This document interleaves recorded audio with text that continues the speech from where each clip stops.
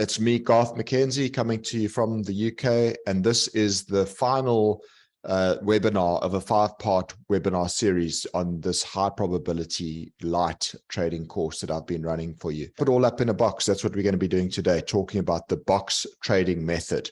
All right, wrap it up in a box, the box trading method. So this is the final session of these 5, and this is where we kind of bring it all together, and I'm going to show you a very basic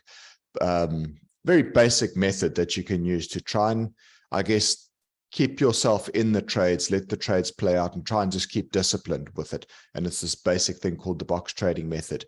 I'll explain to you how that all works, the importance of patience and persistence in this game of trading, and then also small gains add up, but it's vital to keep the losses small too. And I've shown you some of that already in I think it was the 3rd session, but I'm going to just recap that again in terms of what you can achieve with small returns if you continue to compound them and build them up. All right, so here it is, bringing it all together. The first step, which is what we learned in lesson 1, and I'm going to just recap because this is important. First session, we talked about making sure that you're aligned with the correct sectors, that you want to be, ideally, if you're playing on the long side of the market, you want to be looking to play in the strongest sectors of the market. And conversely, if you want to play the short side of the market, then you're going to be looking to trade in the weakest sectors of the market. That was lesson 1. Lesson 2, or step 2, in terms of bringing it all together, is seeking out high probability chart patterns to trade. And you'll recall we spoke about things like triangle patterns and flags and head and shoulders and whatnot, buying off of support levels. We touched on all of that in the 2nd session. The 3rd lesson was all about position sizing, money management, and risk management. And effectively, you have to make sure that you've sized your position correctly with a stop loss in place, such that your risk is properly contained. And we did that in lesson 3.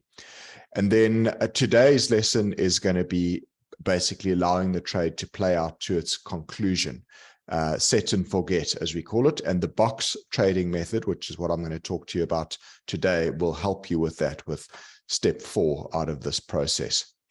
All right, so let's talk quickly about the box trading method and what it is. The easiest is to explain it with an example. So this is an example of a stock that I basically called for some of my Traders Corner clients earlier this week. It's a company called InMode. It's a medical device manufacturer, and interesting business, good strong chart pattern with successive higher lows and higher highs. And it had been making this healthy consolidation through the latter half of November and begun to look like it was going to break to the upside yesterday. So what we look at there is a potential trade opportunity. Now, this is where we bring the box into play, right? And I'm going to illustrate as we build the box what each of the sides of this box represent. So the first there is that blue line on the left-hand side. That is the time of entry, okay? So label that with a line on the left-hand side. The bottom side of the box would be where your stop loss comes in, right? So in this case, we're looking at a stop loss somewhere below $35 per share here. If it trades beneath there, we would like to exit this trade and be done with it, right? So quite a tight stop loss. Then the top of the box is the target price. That's where you set your target. Ideally, you always want your target price to be such that it is at least 2 times further away than what your risk is, or where your stop loss is relative to your entry point. That gives you the better risk to reward ratio. Effectively, you always want at least a 2-to-1 risk to reward ratio with these trades, preferably more. If you can get 3-to-1 or 4-to-1 risk reward ratio, even better, but at least a 2-to-1 risk to reward ratio. So you want that top of the box, that target price, to effectively be such that it gives you a 2-to-1 risk to reward ratio away from your entry price. And then the last side of the box on the right-hand side is the time stop loss. And it depends on how far away you want to set it. I generally find, in my experience, that the best trades usually work straight off the bat, and you'll get your result quite quickly. So putting a time stop loss of sort of 4 weeks is probably sufficient. Sometimes it can even be less than that. But for my style of trading, I generally wouldn't go further out than that. That's just for me personally.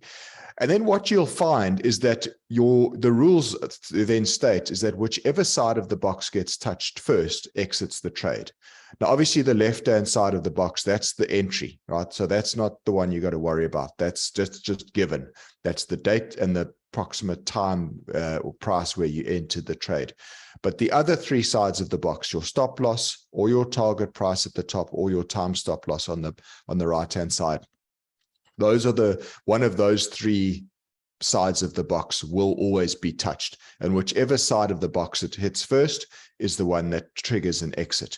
So as I say, if it goes lower, but breaks down through the stop loss level, then you know you're out, okay?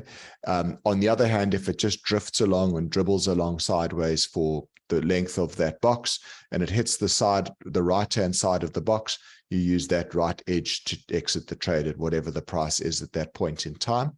And the alternative, or the obviously the best case scenario, is that you get the price moving up to the top of the box to your take profit level or your target level. And that's where you would either take profit as suggested, or you can review the trade. And what I mean by review is that you don't have to necessarily exit it then. You might then want to take a view that you still think that this trade's got legs. You want to give it a bit more time, and you maybe want to raise the price target higher, but you also want to raise the stop loss up. And what you can then do effectively is move that box up and to the right. So the rules are basically as I've been saying, for a long trade, first rule is that the target price must be such that the risk to reward ratio is at least 1 to 2, preferably more. The second rule is that the stop loss side of the box is not negotiable, right? Exit without question if a stop loss is breached. That is always absolutely vital. Don't disobey your stop losses. Don't think that you can move the bottom of the box down or shift the box lower because you're scared of getting stopped out. If it hits your stop loss, exit, no questions asked. That should be a non-negotiable with every trade. And that is it really is one of the great secrets of trading success, is keeping your losses small. So that's very, very important, not to negotiate with the stop loss. The box may be moved only up and to the right, never down. Okay, and that is what I was saying about reviewing the trades, where you can actually move that box higher if you believe that the price has still got legs to run further. You may review a trade when the target level is reached and move the box up to allow the winner time to run, right? That's pretty much what I've been saying now. So the box can only move up and to the right if you're wanting to try and run a profit. And the fifth point there, generally, it's best to execute a time stop loss to conserve mental capital. The best trades usually work out quickly. I've underlined it there. And that is, in my experience, the case that very often, if you've got a good trade and you're onto something good, you'll get your result very quickly. The best trades generally work out quickly. And if you find that a trade is dribbling along and it ends up moving to that time stop loss on the right-hand side of the box, well, there's a fair chance it wasn't going to work anyway. So it's quite a good time to then just move on and look for the next trading opportunity. And doing this it's a set and forget method of trading. With most systems now, you can actually enter your stop loss automatically. You can also exit, or you can set your target price automatically as well. Now, I wouldn't advocate necessarily setting it and then going off to the beach and leaving it. I think you should still keep an eye on your trades and watch what's going on with them. But in essence, doing this kind of helps you to remove some of the emotional aspects of the trading process away, because there's only one of 3 possible outcomes. It's going to either hit the bottom of the box or the right side of the box or the top of the box. And whichever one gets hit first is the one that exits, is going to cause your trade to exit. Then just in terms of the concept of moving the box up and to the right, like I've said there, the box may only be moved up and to the right, never down. And this is for long trades specifically. So this is an example of the Invesco agricultural ETF, which I actually had some successful trades on earlier this year when it was in that nice upward trending environment.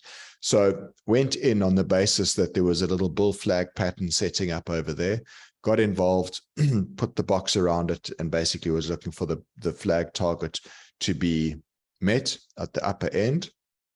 And it was met. But then I'd look at it and say, well, that still looks good. I don't think I need to necessarily be selling straight away. So move the box up and to the right, give it more time and give it more space to move higher. But at the same time, also ratchet that stop loss up such that I don't give away profits that I've already effectively got. They're not in the bank, but they're certainly mark-to-market profits. And as the price moves higher, so I was able to keep moving it up until eventually the bottom of that third box was breached to the downside, and the trade was then exited on that trailing stop loss. But you can see that's the concept, what I'm talking about in terms of moving that box up and to the right. And by doing this, you're never going to wipe yourself out, because you're not allowing yourself to move that box to the downside, which is important. You're not moving your stop loss. You're not ignoring your stop loss. You're ensuring that you're always on the right side of the trade by employing this method. So, it's very, very basic. I think it's a good starting point if you're an early trader, early in your career, and you need some sort of discipline to help you. I think utilizing this box trading method can be very helpful in that respect. The key, obviously, still though, is that you are still subject to your own emotions, and you need to allow the trade to work out, and accept that it's got to hit one of the three sides of the boxes before you exit. And that can sometimes be challenging, because often we're too eager to snatch at a profit, or alternatively, sometimes we might be too eager to cut a loss before the stop loss has actually been hit. So doing this is probably a useful way to teach yourself how to see a trade through to its logical conclusion, and give it an opportunity to work out and allow time to play itself out. So those were examples of how you would employ this box trading method on a long trade. What I'm going to look at now is also just how you do it on a short. And the explanation here is a lot quicker, because everything is basically just in reverse. But this is a chart of Sasol, and we put out analysis on Sasol last week, Friday, on Traders Corner website in our watch list for the week ahead, and said that basically Sasol looked as if it was still in this downward trend, and that it would, a reversal down off 310 Rand would probably line up a shorting opportunity for the price to move down to those prior lows at 280 Rand. Now, I'm pleased to say that has actually happened today, and the price got to 280 and it reversed up off that level. So the trade has worked out. But the thinking here was basically this. You've got the left-hand side of the box there, which is your entry. That's the time of entry. The top of the box is the red side. This time is the stop loss. The bottom of the box is the target level, which was at 280 Rand. And then the right side of the box would be the time stop loss. So in this case, because the share price traded down to the bottom of the box today, you would have actually banked profits on this short trade, and then you move on. Or if you believe that it's still going to go lower, you could adjust that box down and to the right-hand side if you wanted to. That is always an option as well. All right, so let's just quickly go through now a couple of points regarding the importance of patience and persistence, and also how you can apply this to the box trading methodology.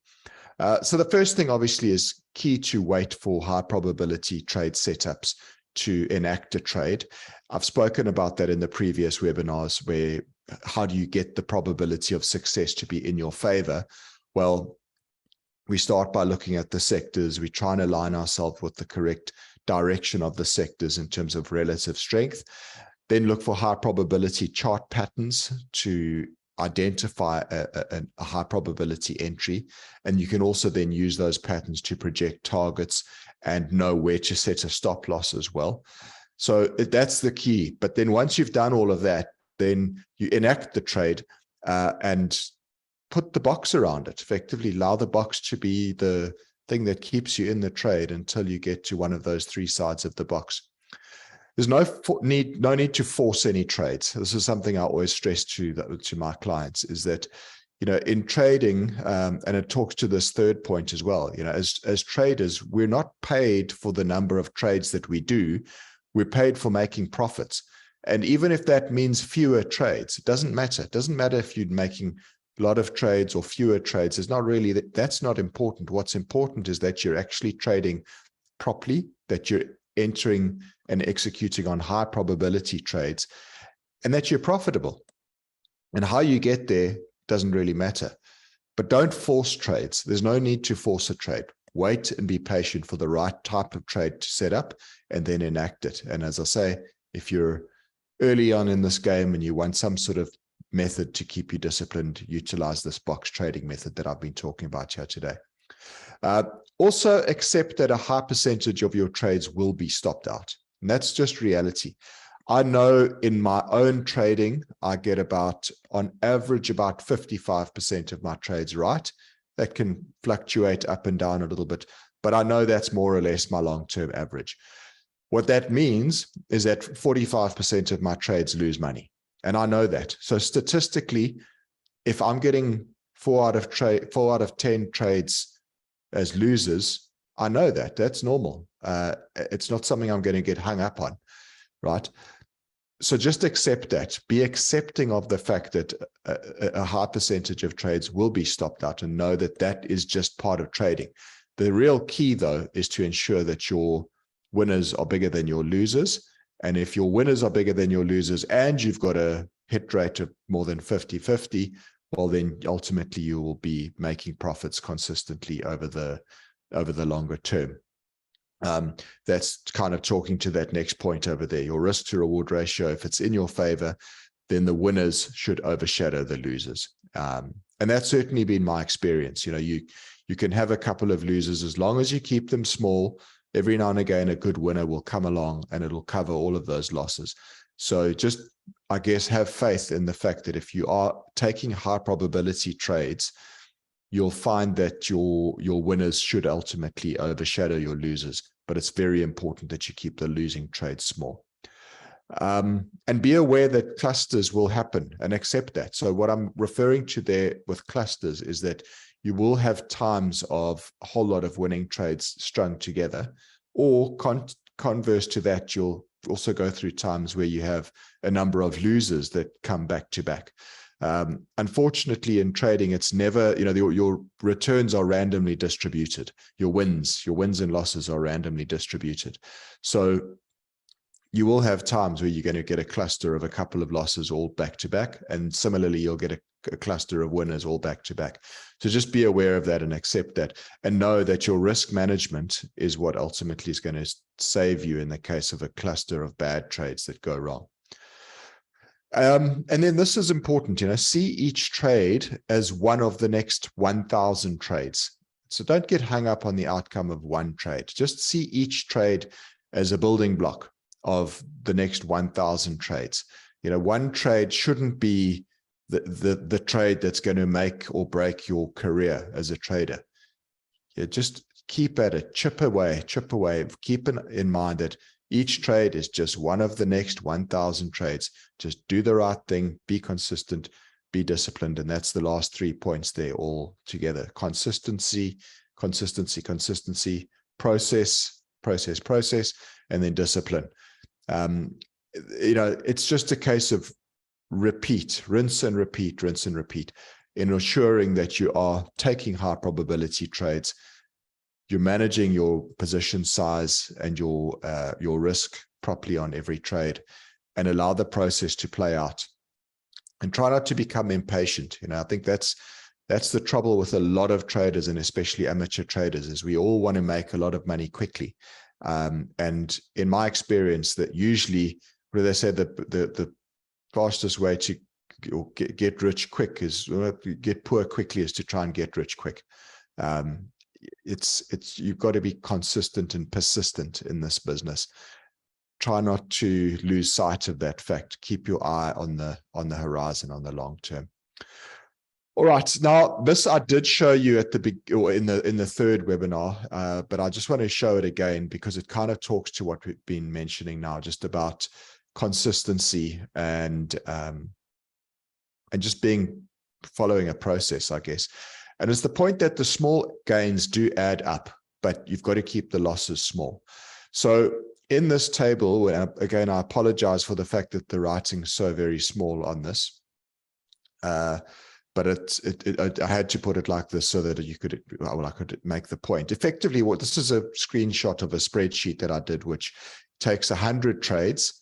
And I'm assuming, let's work this as according to a year. Assume you're going to take a year and you're going to commit to doing 100 high probability trades over the course of a year, and you're going to be absolutely disciplined with every one of them. You're starting with a $20,000 account. That's the assumption that I've made. Wins and losses are randomly distributed, okay? But I've also got a win to loss ratio of 40-60. So you're only winning on 40% of the trades and you're losing money on 60% of the trades. So that's actually quite conservative, but let's go with that. As I said, assume that they're randomly distributed. So it's not win, loss, win, loss, win, loss. There are times, as you'll see in here, where I've put a cluster of losses together or a cluster of winners together. And I've actually kind of also erred on the side of caution and said that I've clustered more losses together than what I've clustered profits together.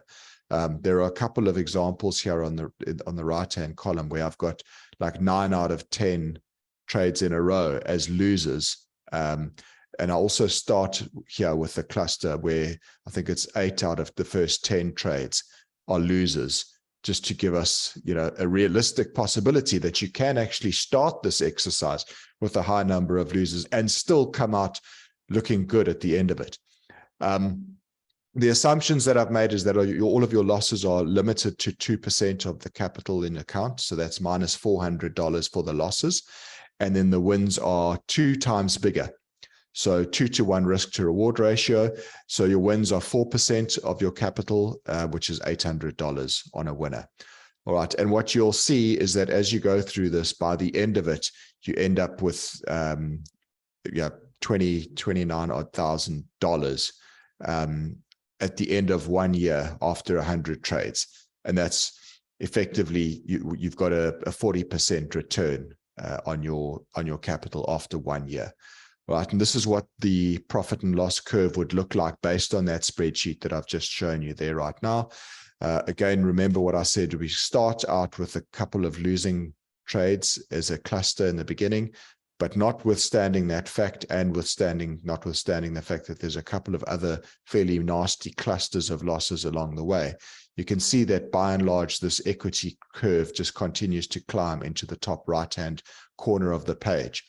And it's why is that the case? Well, we know that our hit ratio is we're only winning on 4 out of 10 trades, but we also do know that we're making twice as much on our winning trades as what we're losing on our losing trades. So that gives us an edge.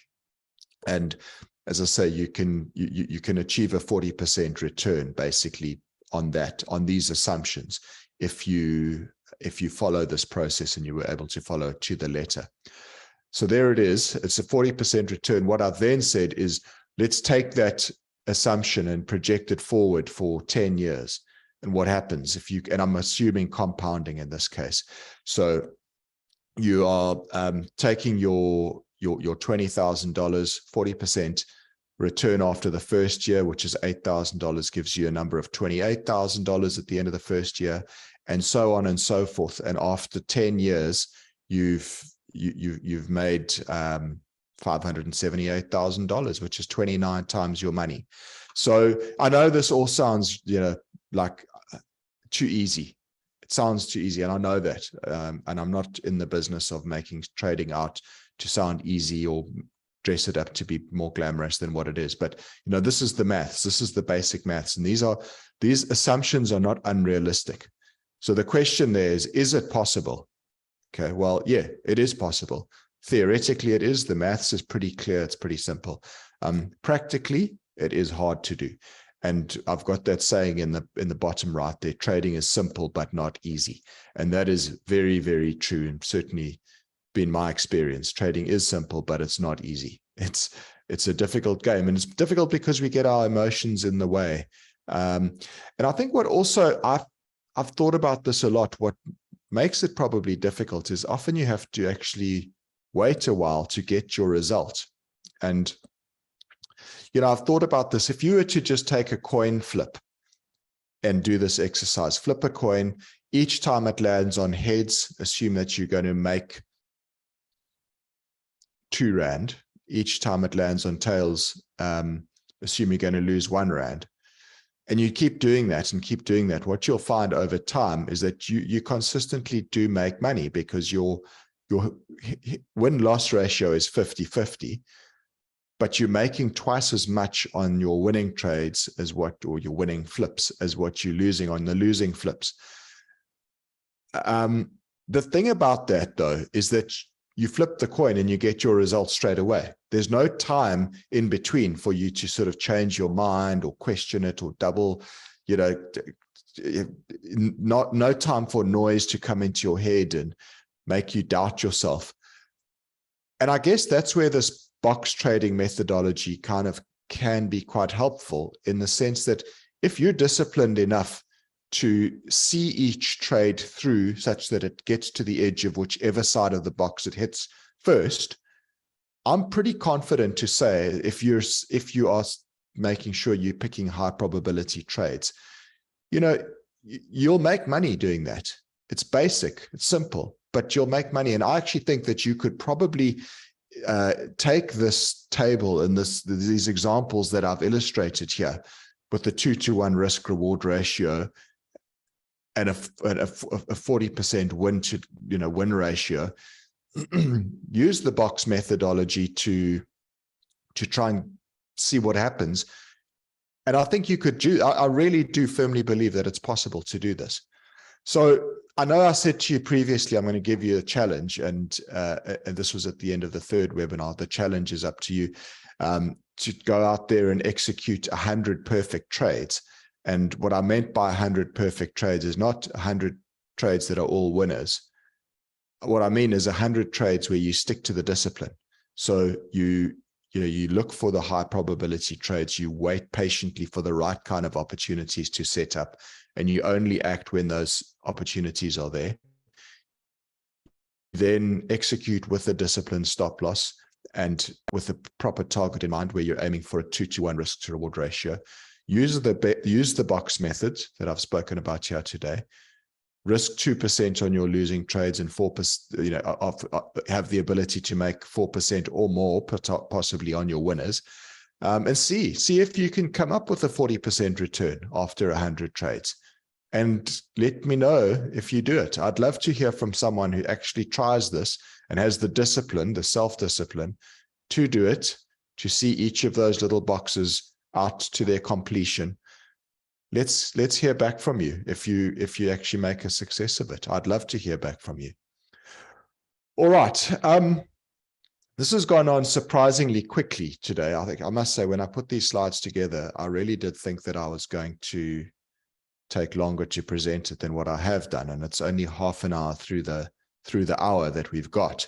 So what I'm going to do now is open it up to questions and answers. Keep in mind, this is the last session of this 5-part webinar. So, we've got half an hour now where you can ask questions. I'll go and answer all of them as best I can. What I do also want to just remind you of, and the guys at Rand Swiss asked me this, is to remind you that there is a competition running with TradingView, where 3 attendees to these webinars will have access, or will win a premium subscription to TradingView, and they will notify you. Rand Swiss will notify you. All right. So let me get into the questions now quickly and go through them all one by one. Right. Kim asked, all right, what percentage do you actually set or do you usually set your stop loss at? And is your stop loss based on the purchase price of the stock or the purchase price plus brokerage? Okay, Kim, good question. And I know that you asked some questions on our Traders Corner website today, similar to this in a way.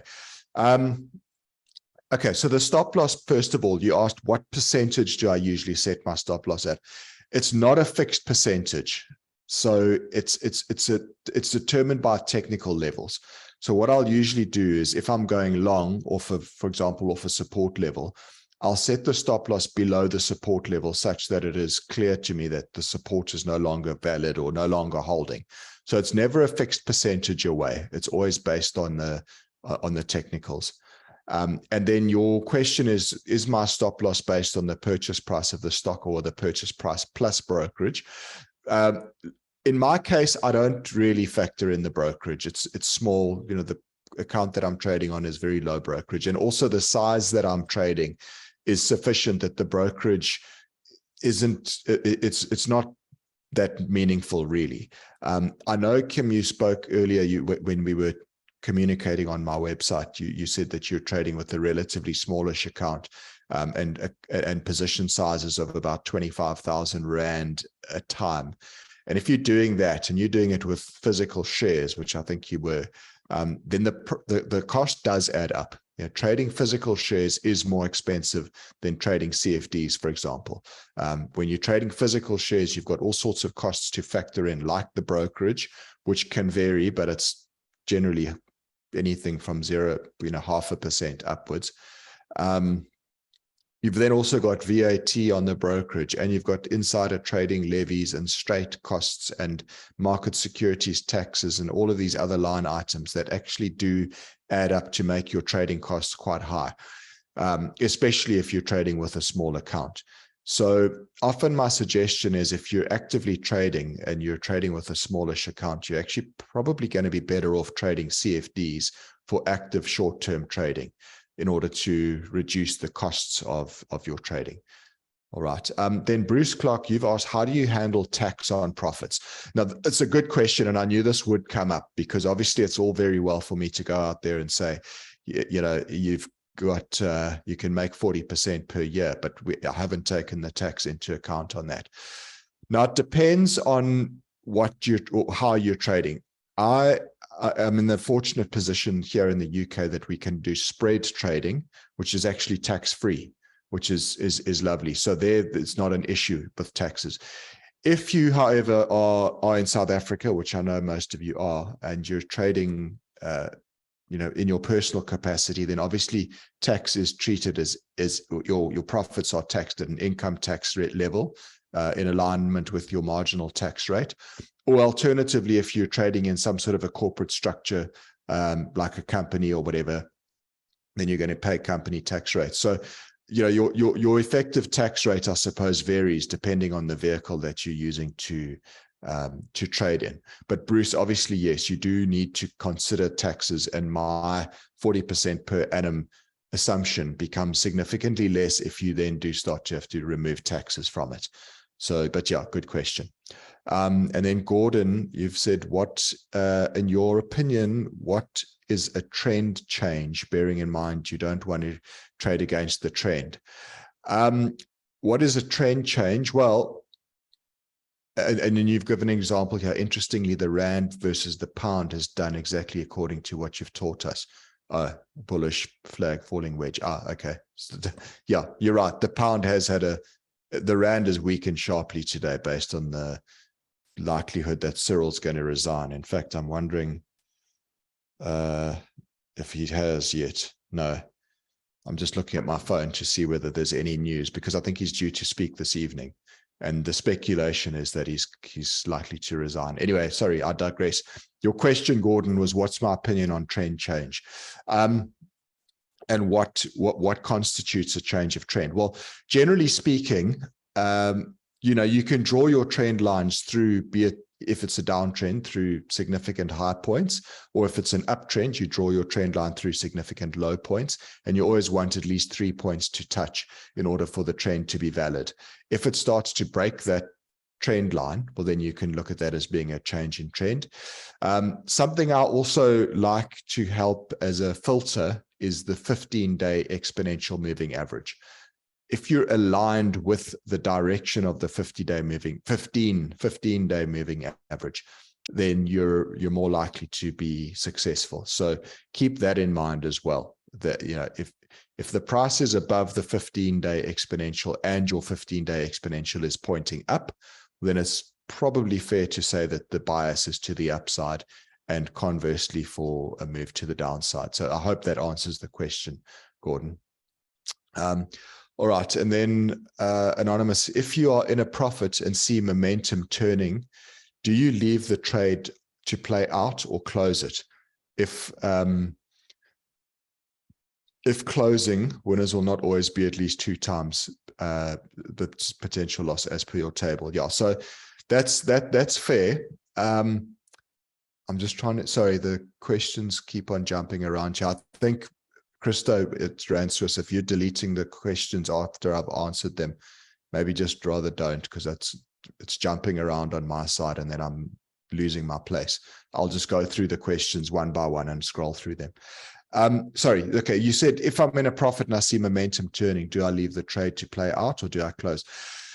It is a good question. Look, I mean, I will sometimes make a judgment call on that. And if I do think that the momentum's turning, I might close it out early. But the thing is, in terms of the box trading methodology that I was talking to you about today, I would think if you're going to do it properly, you actually need to allow every trade to run out to the corner, to one of the 3 corners of the box. That's what you need to allow to happen. In my experience, very often, if I do exit a trade, I find I might actually have exited too early. And often the original target that I had in mind actually does get achieved. So I'd say if you're going to be doing it properly and be hard-nosed about it, then allow the box trade methodology to play out to its completion and only exit once one of the 3 sides of the box are touched.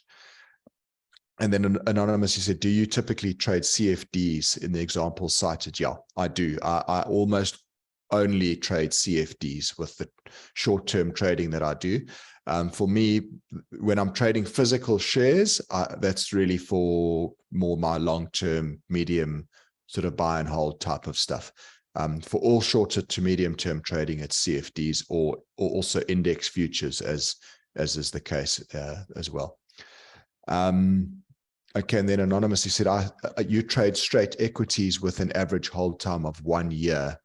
Okay, the cost per trade is quite high though. Should you move to CFDs? Okay, so the consideration you have to think about with this is if you're holding a CFD for a year, keep in mind that CFDs do also attract funding costs. So holding for a year, you're going to have to effectively fund that for a year at whatever the current interest rate is for holding those CFDs. So do keep that in mind. If you're confident that your return is going to outstrip the interest cost, then yeah, you can hold a CFD for a year if you want to. But if not, physical shares then probably would be the way to go. But obviously, the nice thing with a CFD is you can put up margin and you don't have to. You can achieve some sort of leverage via a CFD, which you can't with the physical shares. Okay. I hope that answers your question. Just to that point, I mean, I did have a client once who he only held CFDs and he held them through the bull market from 2003 until 2008. And he made an absolute fortune, notwithstanding the fact that he had to pay away the financing costs of holding CFDs for, a couple of years in some cases. He did very, very well. So as long as the stock that you're holding a CFD on outstrips the interest rate that you're paying on it, then, you can hold it for the medium term if you want to. All right. Then Wasir said, last week you had a strategy number 17, the 3 to 4 day rule on an overreaction. Right. Today, the JSE market tanked on news of the president. Okay, we've talked about that. Would you see this news as an overreaction? Yeah, so it could be. I think you've got to be selective in what you choose, and let's see how it plays out. Let's see whether Cyril Ramaphosa does in fact resign this evening. because if he does, I suspect, the market's taken some of that into account, but probably there'll be a spillover into tomorrow as well. But you may find that something like perhaps some of the banks maybe have a bit of an overreaction. I suspect the Rand also will overshoot, as it typically does with this type of thing. So it may well present an opportunity to try and enact that 3 or 4 day trading rule that we spoke about last week. So yes. All right, then Mark, you've said, hi Garth, I try to trade flag structures, but I'm never sure when to enter the flag.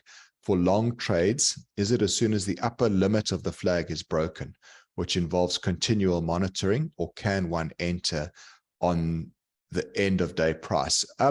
Yeah, Mark, so you'd want to look for a break to the top end of a flag in order to enter a trade. Okay, and it's usually fairly clear to see. If you have got a clearly defined flag structure, you need to just see the price breaking the top trend line of that flag structure. Your question, I think, is should you wait for an end of day close above the top of the flag, or should you just buy a flag breakout intraday? I find often what I do is a little bit of a hybrid of that. So I might enter during the day some of the trade, but if I can see that it's still strong into the end of the day and it's likely to make a close above the top of the flag pattern, then I'll add to it. The thing is, you've got to also balance it out between entering with a good risk to reward ratio or chasing after it once it's broken out and half the move's already happened. So there's a little bit of an element of gut feel and perhaps a bit of art to getting that right as well. Trading is it's not always like paint by numbers. It's also, sometimes there is a little bit of gut feel and a little bit of an art to it, to be honest. And I think that comes with experience and with practice. All right. And then Mike, you said, do you have a spreadsheet to monitor the money value of the commitment of each entered trade in the portfolio? Yeah. So, I mean, I do, if I'm understanding your question correctly, do you have a spreadsheet to monitor the money value of the commitment of each entered trade in the portfolio? Well, I certainly keep a spreadsheet like that, and I keep a running tally of what my total exposure is to the market each day, and I record that on an ongoing basis. And it is something that you should do in your journal each day. If you're journaling, which I highly, highly recommend that you do, because it's a good way to learn, and it's also a very good way to look back on your past trades to try and see what you've done well and what you haven't done so well. That would be one of the things that you would include in a journal, is the total value committed to, and what your total market exposure is on any given day, based on all of your positions collectively. All right. There aren't any other questions that I can see here, so I'm going to end it there. And thanks to all of you. Thanks very much to Rand Swiss for the opportunity to present this to all of you over the last 5 weeks. It's been fun. I've enjoyed it, and I hope all of you have benefited from this. And yeah, I look forward to doing some more work with Rand Swiss in the future. So that's it from me. All of you have a good festive season. If you're going away, drive safe and travel safe. Be careful, and all the best. And thanks again. Thanks for tuning in. I've appreciated the opportunity to speak with all of you. Okay. Thanks, everyone. Take care and goodbye. Cheers.